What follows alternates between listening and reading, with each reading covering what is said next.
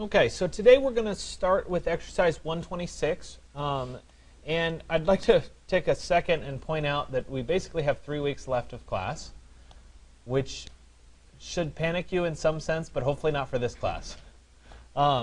If you've been being diligent about building your SketchUp model, the hope is that you're not going to be overly stressed about this class, because we're going to do a lot of what's remaining in class. And so today we'll start doing elevations with your SketchUp 3D model.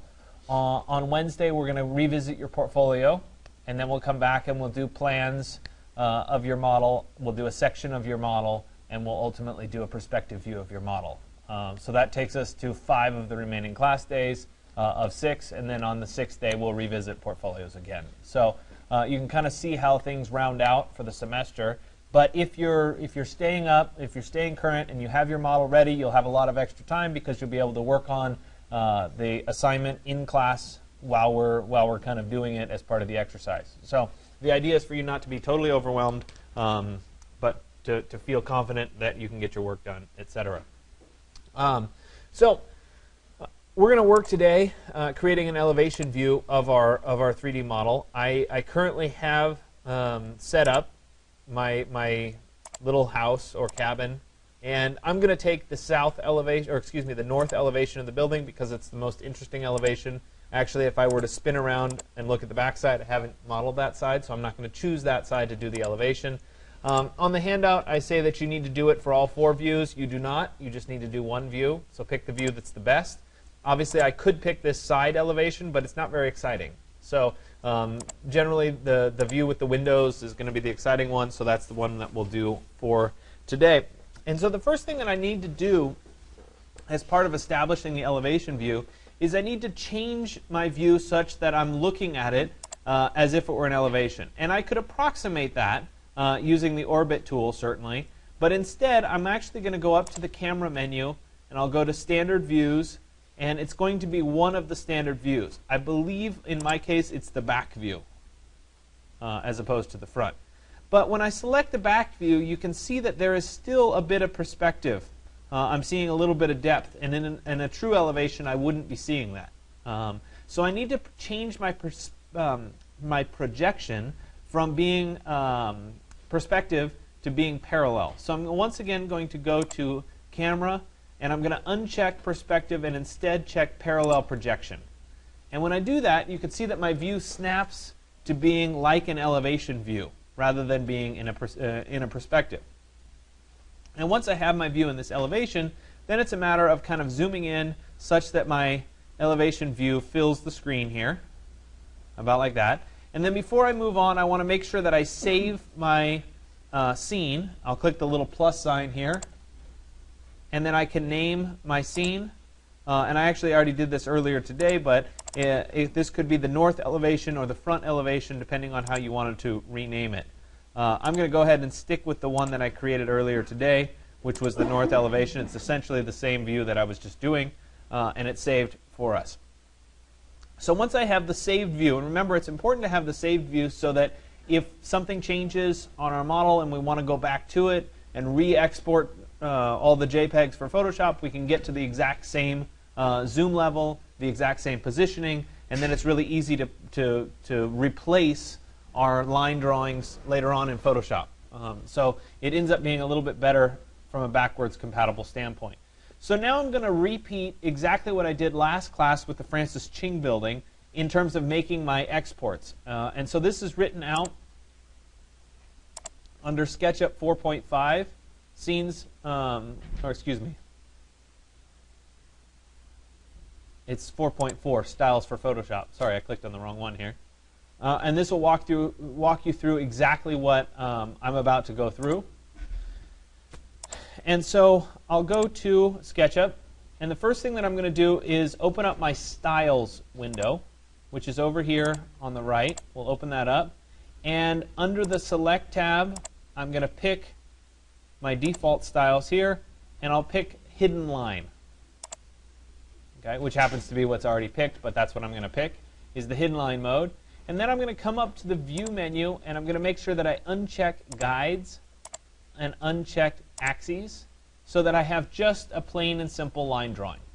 which is exactly what I want. Then I'll go ahead and go to File, Export, 2D Graphic. And this time, I'm going to append underscore lines. And I'm also going to go to Options, and I'm going to specify a width of 4,000 pixels. You could specify any width that you want. Generally speaking, the larger sizes are better. Remember, you can go all the way up to 9,999 in your SketchUp exports. For now, 4,000 is reasonable. I'll go ahead and say OK. And then I'm going to export it to my flash drive, I hope, into today's folder.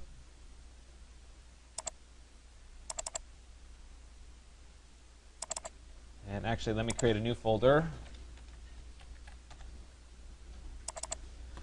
And I'll go ahead and click on Export. So that writes the basic line drawing.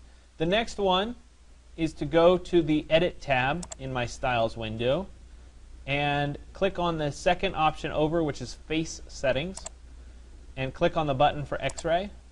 It doesn't do a whole lot in the elevation view, but it does give me a little bit of what's through here. There's a wall that's in there, so I'll go ahead and do this. And I'll go to File, Export, 2D Graphic, and I'll call this one Xray.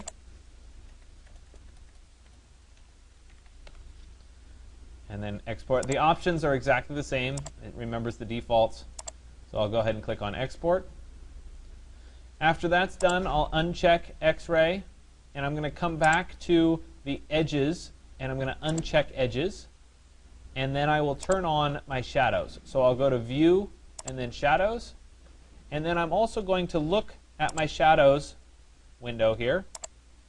And I'm going to adjust the time of day and the time of year until I get a shadow that looks like I want it to.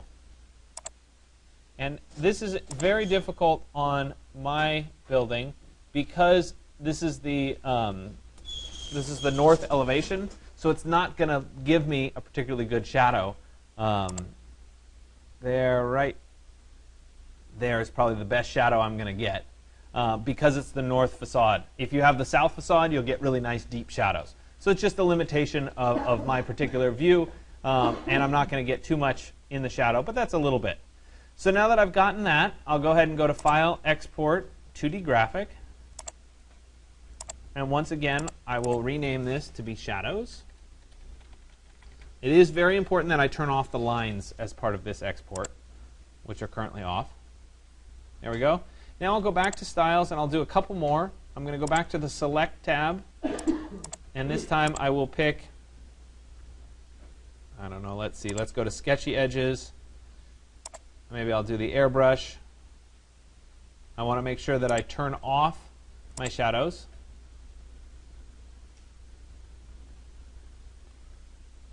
And I want to turn off my guides. There we go. And I'll go to File, Export, 2D Graphic. And we'll call this one Airbrush.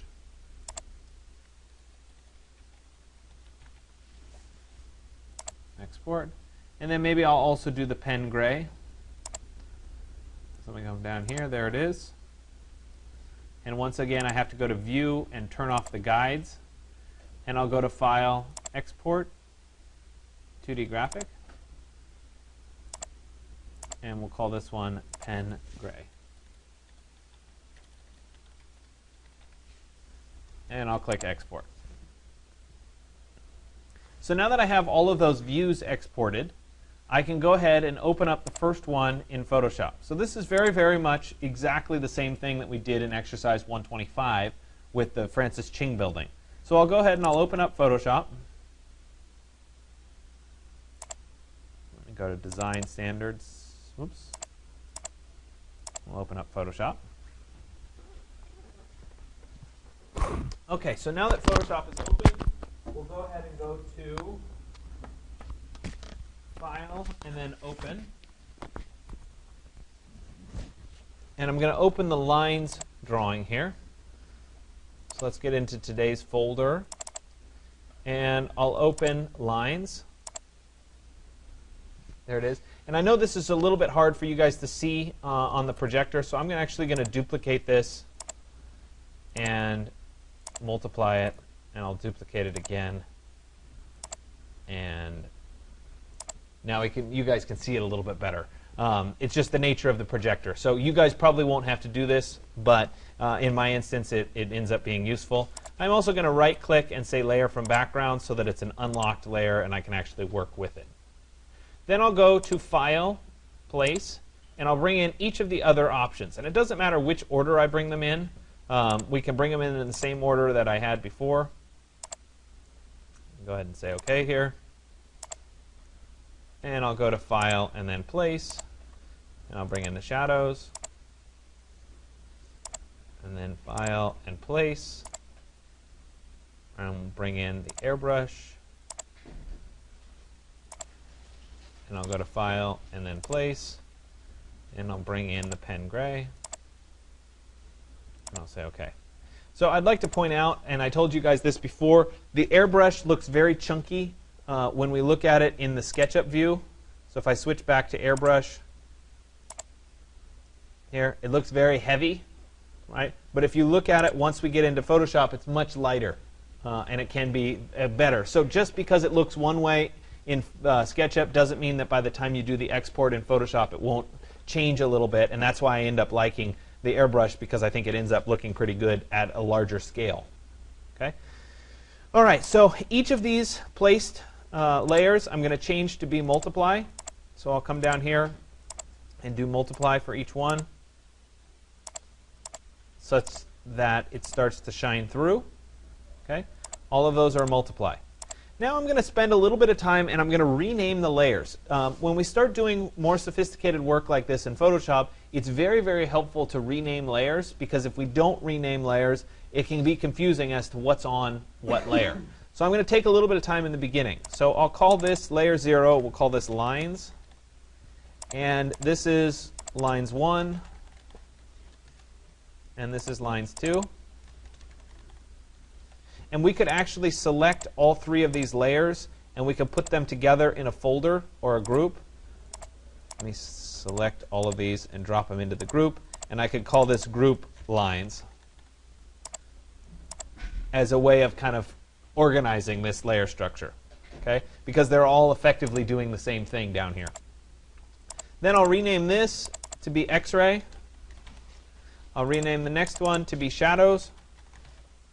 The next one to be airbrush. And the last one to be pen gray.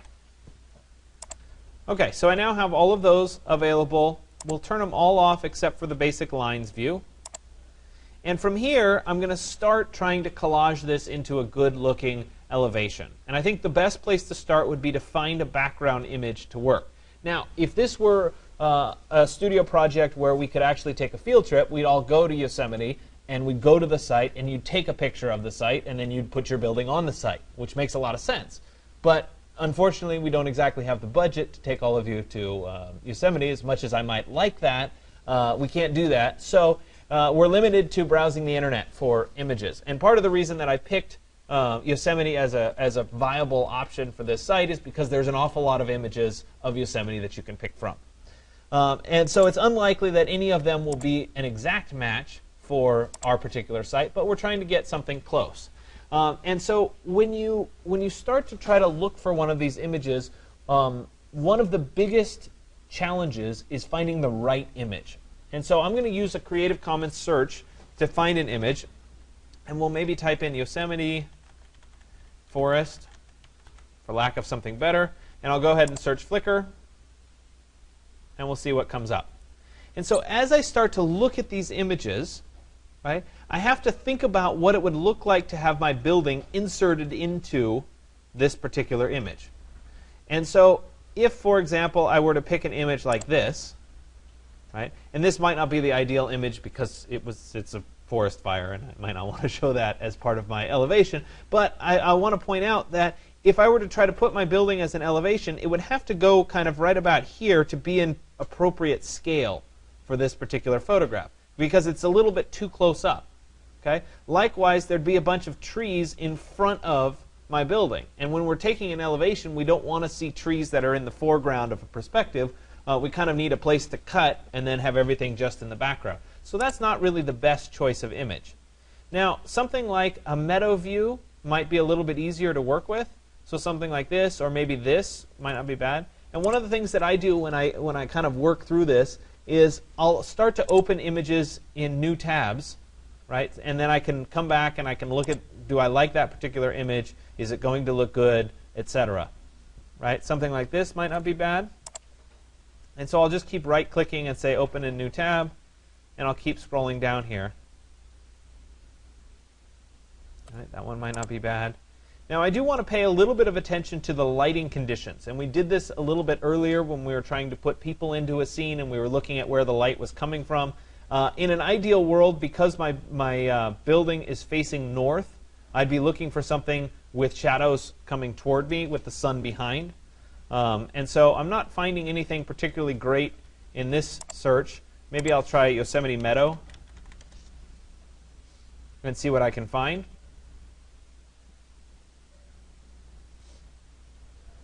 Right, so something like this, I've got the sun behind, and that might work out okay.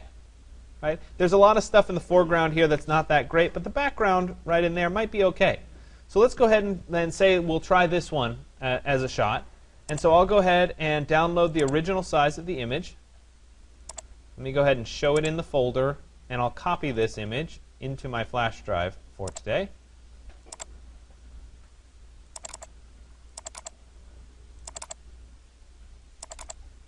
And I'll go ahead and paste it here.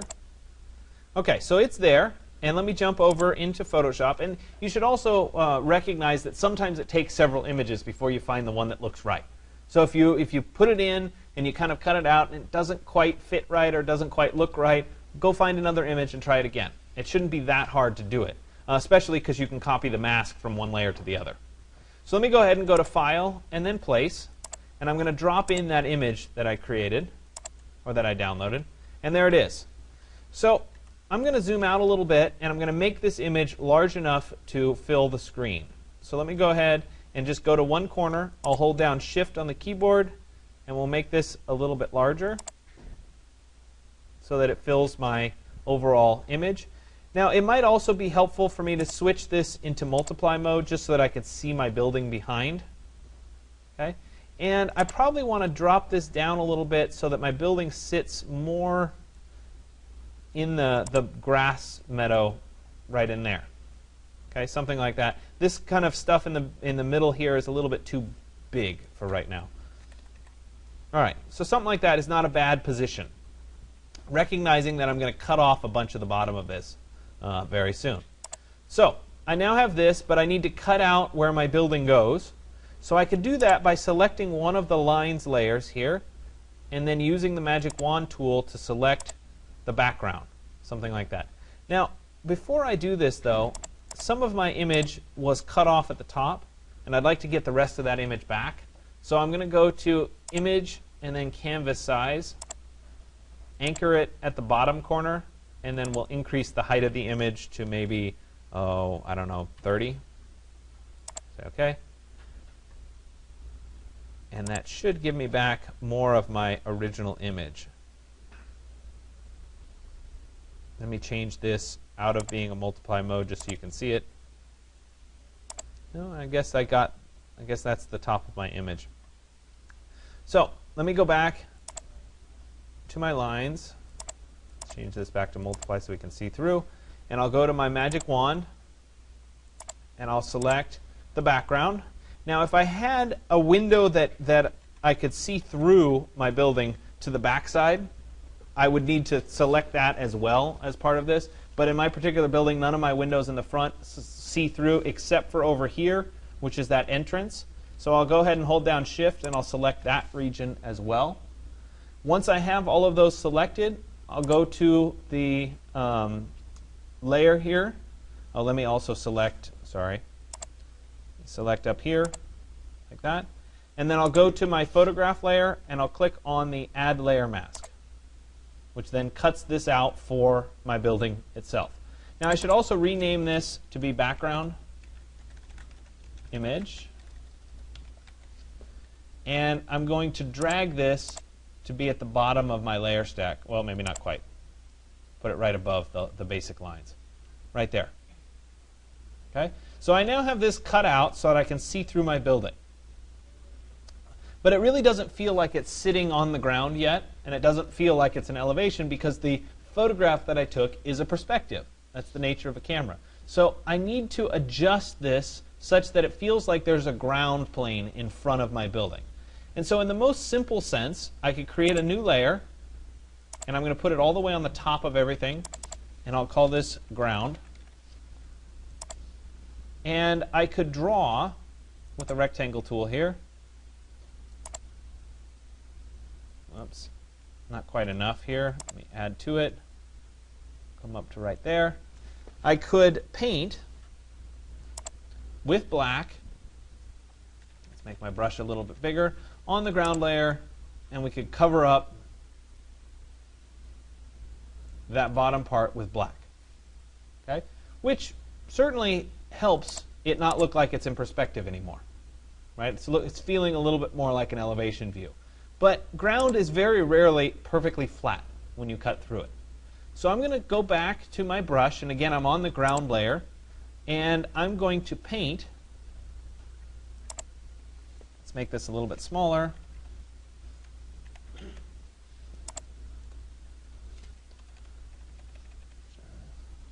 So that this comes up a little bit, and comes down a little bit. Now, let me make sure that this is a nice hard brush, which it is, right?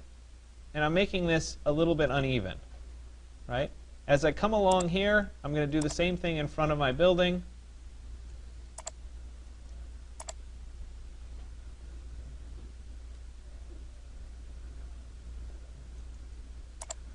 Right? Now, I might also want to go down if I was unhappy, in which case I could use the eraser tool.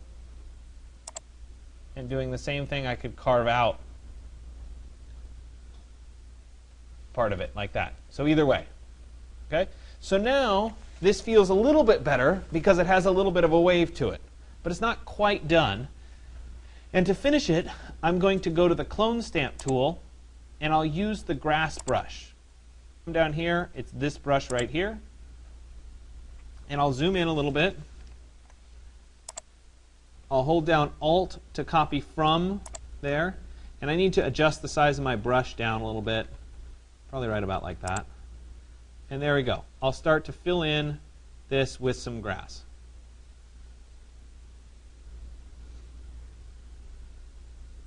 And this helps to make this less chunky. Right? And so we'll work our way along. Oops, that was a little high. Let's fill in a little bit more there. Didn't mean for that to be quite so high.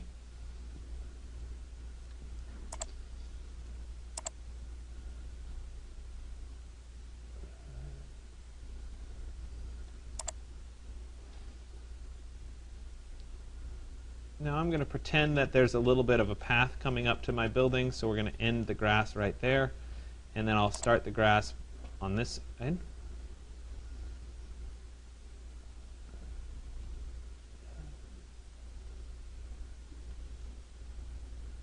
All right, and let's come back over to this section. I'm going to hold down Alt again and copy from a region that's further to the right.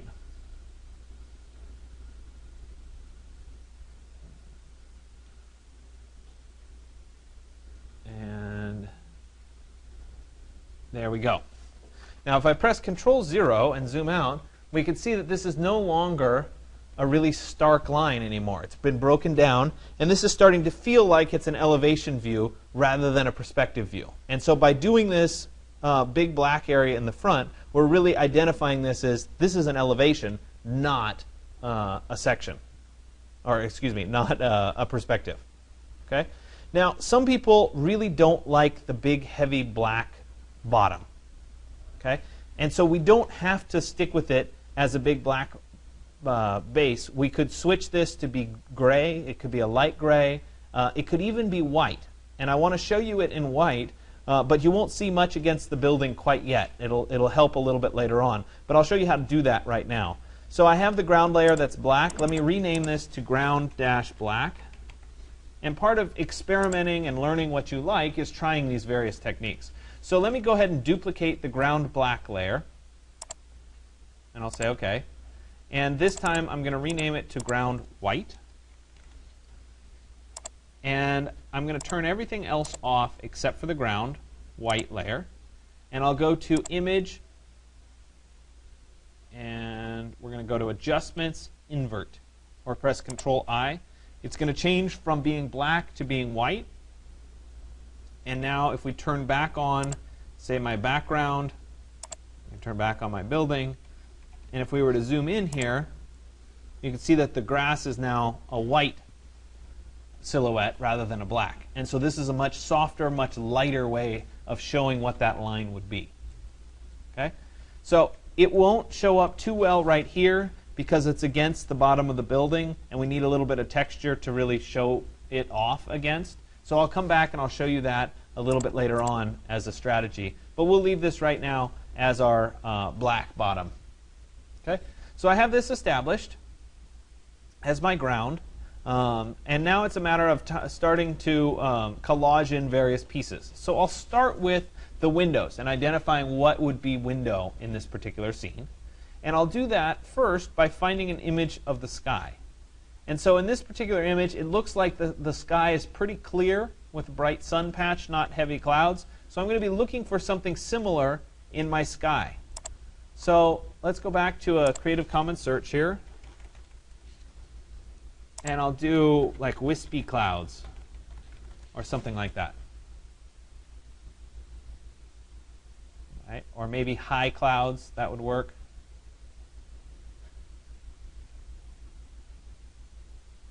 And so maybe something like that would work. Okay? So I'll go ahead and download this image. Let me show it in its folder.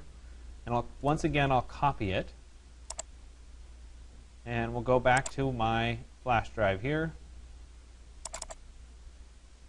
Oops, sorry, wrong place. And we'll put it into today's folder. And I'll go ahead and paste it. There it is. And now I'll go to my view here. I'll go to File and then Place. And I'll drop in those clouds. There they are. I need to adjust the size of them just a little bit. Right, so we'll make sure that that's large enough to go across all of my windows. And we'll go ahead and turn that off for right now. Oh, I have to commit to it, yes. And then we'll turn it off. So now what I need to do is, using my lines layer, I need to go through and select everywhere there would be glass. So I'll select the Magic Wand tool. And I'll select each of these glass panes. And I'm just holding down Shift as I select them.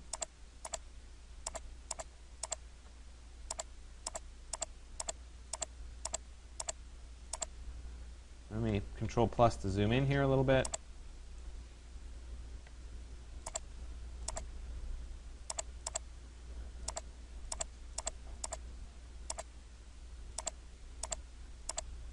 All right, so I have all of those selected as glass. Actually, this one's not supposed to be selected. Detach that. There you go. And I'll go back to the sky layer. And with it selected, I'll click on the Add Layer Mask to create a layer mask of that particular layer. Okay? So this blue is very, very strong, bright blue. So the first thing that I'll do is I'll adjust the opacity of that particular layer so that it's a lighter blue, right? And I may even need to adjust the hue and saturation a little bit of this particular layer. So I'll go up to Layer, New Adjustment Layer, Hue and Saturation. And I'll go ahead and say OK. And I'm going to adjust the saturation down so that it's not so blue, right? So it went from being super saturated to being much more muted in that saturation. But at the same time, I just changed the grass. I don't want that to happen. So I'm going to select my hue and saturation layer and press Control-Alt-G on the keyboard, which will tie the hue and saturation adjustment just to the window glass itself. Okay? So now I have that window glass identified. The next piece would be to collage in some of the siding or in this case, the concrete that I'm making my building out of. So once again, I'll go to my Creative Commons search.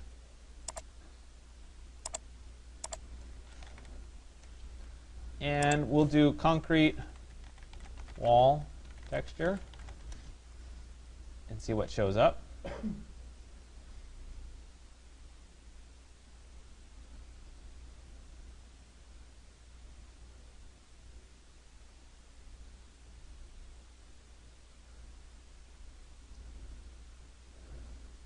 And again, sometimes this takes a while to find the right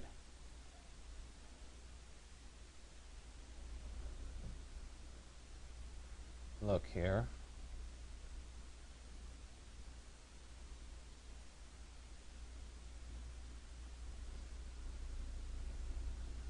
Let's try.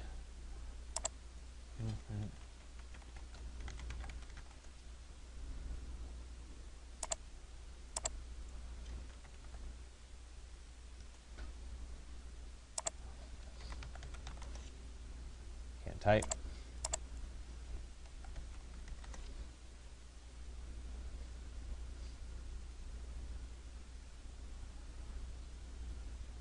Found a great one this morning.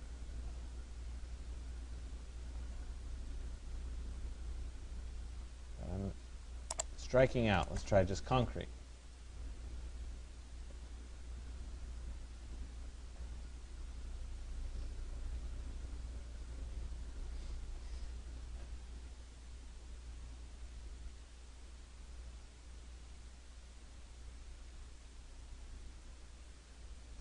Try concrete tiling texture. Sorry, part of the reason that I choose to do this live is I'd like you guys to see that I have to work at this. So it's not a scripted thing and like, oh, you just have these images, right? So I keep trying different search terms, and I find something like this. Right? This looks pretty good. This is about what I was looking for. Right? Has a little bit of a texture to it, has a little bit of a board form. It seems at about the right scale. That's what I'll go ahead and use. So I'm going to click on the download link here. And we'll go ahead and download that. Let me show it in the folder. We'll copy it. And we'll paste it into my folder for today.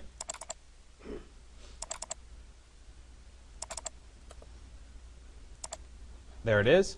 And now we'll move back into Photoshop. I'll go to File and then Place. And I'll drop in this concrete texture like that. Now I need a couple instances of it, so I have one version of it. I could go back to File, Place again, or I can use the marquee tool, drag a box around it, and then go to Edit, Copy, and then Edit, Paste. Now don't worry, it's not going to copy everything in the background. It's just going to copy the image itself, which is right there, because it's only copying the things that are on the layer itself. So there it is. I can press Control V one more time to get a third version of it. There we go. And now I have covering up my building, all three. Now, unfortunately, these three are on different layers. So I need to take those three and I need to merge them together. So let's go ahead and turn everything off. And I'm going to select these three layers. I'll right-click on the layers and I will say Merge Layers. So I end up with one layer. And we'll call this concrete wall, like that.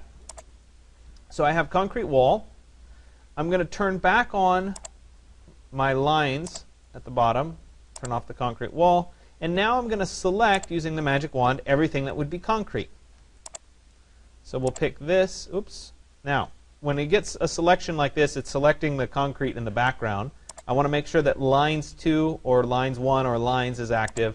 And then I can come through and I can select again the pieces of this that are actually concrete.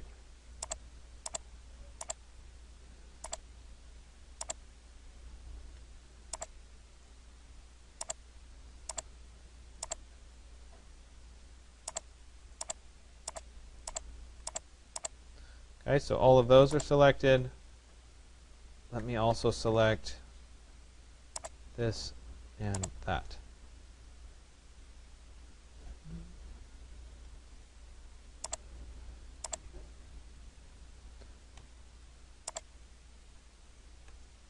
Select that. There we go. All right.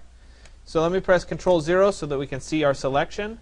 And I'll come back to the concrete wall layer, and then I'll click on the Add Layer Mask button, which will once again mask off for the parts of this that are concrete. Okay? So this may be a little bit strong as well, so I'll adjust the opacity down a bit. Maybe something like that is a little bit better. And then we'll go ahead and turn back on the windows, and we can turn back on the ground. Now notice that the building is now in front of the ground, so I need to take the wall and the windows layers, and I'm going to drop all of those back down below the rest of the textures. So they're now a little bit lower in here. And we can turn back on the background there. And you're starting to see against this background that we have, right, the grass, and we have the concrete texture. But now's an opportunity for you to see what it looks like in white. Right? So it's very similar in white, but it's a different look. It's not as heavy at the bottom, and it depends on the look that you're going for. Okay? I still have a little bit more, as I zoom in, that's still kind of glaringly white. I'd like to make the frames of the window in some kind of a wood texture. So once again, I'll go back to my Creative Commons search, and we'll look for wood texture. And the wood is very, very thin, so I don't have to be too careful in what I pick. I just need some kind of generic wood-looking texture. Right? So maybe something like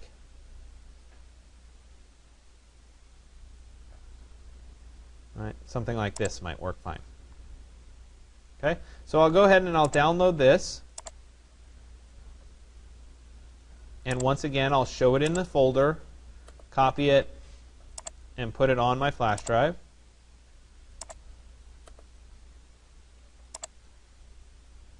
And we'll go back to Photoshop here. And I'm going to go to File and then Place. And we'll place in that wood. Now in this sense, I'm going to go ahead and just rotate this so it's going in that direction. And we'll just stretch it without constraining so that it kind of fits generically over my drawing here. We'll turn this layer off for a second. Oh, I have to commit to it. Turn that layer off. I'll select lines 2. And I'm going to come in here and I'm going to select all of the wood frames. So we'll say maybe that, that, that. Come over here to there, there, and to there. So I've selected all the wood frames. Once again, I'll go back to my wood layer and I'll click on the Add Layer Mask. Oops. I have to be on the wood layer. Add Layer Mask, and it cuts out for where my frames would be. Oops, looks like I missed one. And that's the advantage of using masks, because I can come back and using the magic wand, I can select this region right there, and then I can paint that in white. So let me zoom back out here a little bit, and as long as I'm on the mask, we can use the paintbrush, and I can make this show up again. Right? And unfortunately, I made a mistake and I didn't quite cover my whole image. So let's do a quick little clone stamp on the image itself.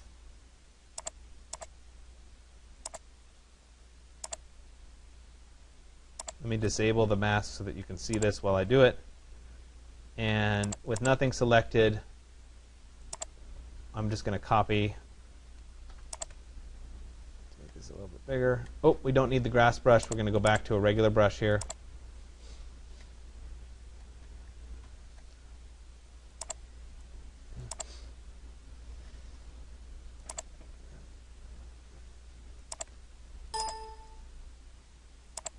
All right, it wants me to rasterize the object. Let's try now. There we go. Perfect. We'll re-enable the layer mask, and now you can barely tell the difference.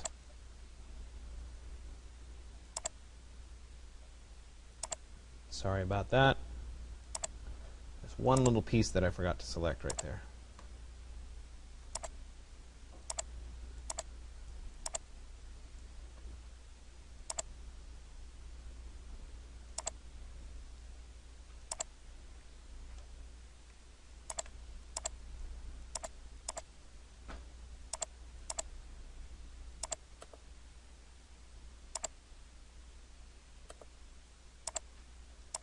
on the layer mask.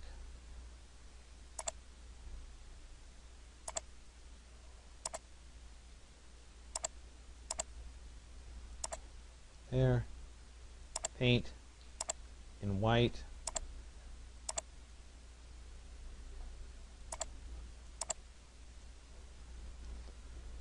Hold on a second. There it is. Sorry, wasn't on the right layer. Okay, so now I have all of those done, my little wood frames. They're probably a little bit strong as well, so we'll select it and we'll adjust the opacity down a little bit so that it kind of matches. And then we'll go ahead and turn back on the rest of my drawing. So we're looking like this. And let me turn on my other views so that we can see a little bit more of it. Right? And you can see that it darkens up various pieces of the building. And maybe I'll work with the shadows here. So let's turn off the airbrush and the pen gray. And let me do a little bit of dodging and burning with the shadows. So I'll go to Layer, New Layer. And this is going to be a dodge and burn.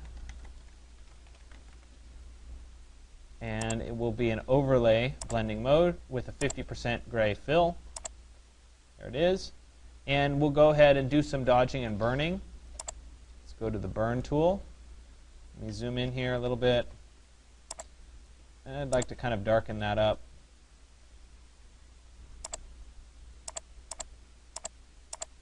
All right, that might be a little much. Let me step back a little bit. Let's make this a little bit bigger. Nice and soft, and I don't want to make sure that I don't get anything but the shadow. So let's turn everything else off for a second. And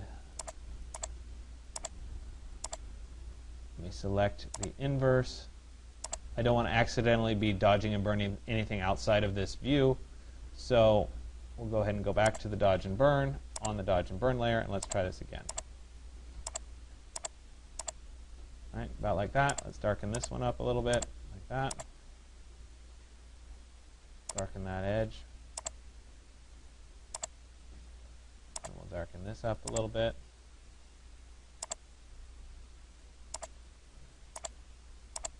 Darken that part right in there. All right, so now we want it to tie directly to the shadows layer. So once again, Control-Alt-G. We'll tie that together. And we'll turn back on the pen gray and the airbrush. And then we'll come down here. We'll turn on the wood texture. We can turn on the concrete texture. We can turn on the windows. We can turn on the background. And we can turn on the lines. And so now, when we start to look at it, we're really starting to establish a very nice, strong building elevation. Okay? It looks like on one of these layers here,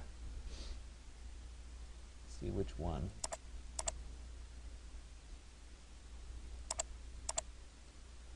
I have a little bit of a band that's appearing up here at the top.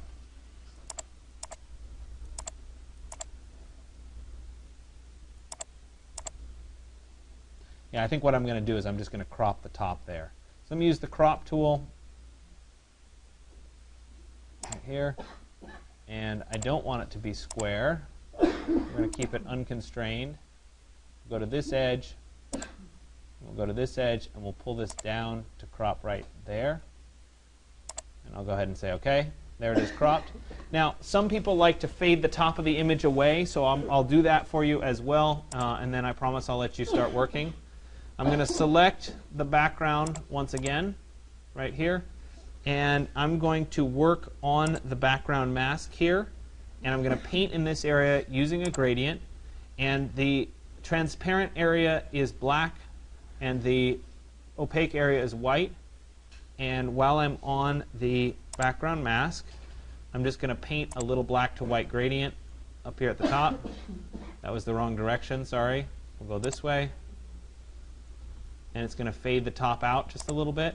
It already is fading it out a bit because of the sun, but this will make it a little bit softer at the top where it kind of fades away. And when you look at this on a background, it'll end up reading really nicely as opposed to a framed image. It'll bleed off and you could have a plan above it or something like that. So it can be a good effect for this background. So now that I'm done, I'll go to File, Save for Web, and this is then what I'm going to end up posting for today's exercise. Okay? I know that there are a lot of little steps and different pieces, and I'm giving you different things that you can do, and it'll look a little bit different that way. This will be very repetitive over the next several class periods.